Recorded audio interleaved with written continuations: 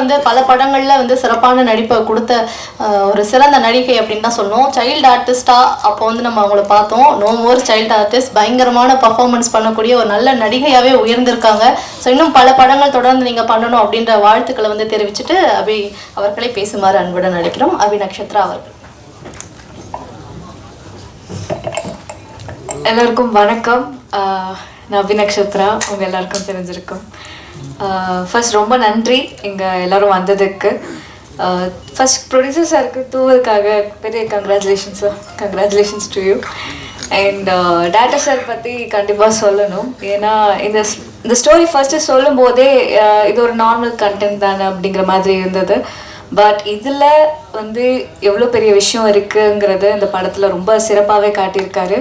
So நீங்கள் எல்லோரும் படம் பார்த்தா கண்டிப்பாக உங்களுக்கே தெரியும். So trailer பார்த்துப்பீங்க.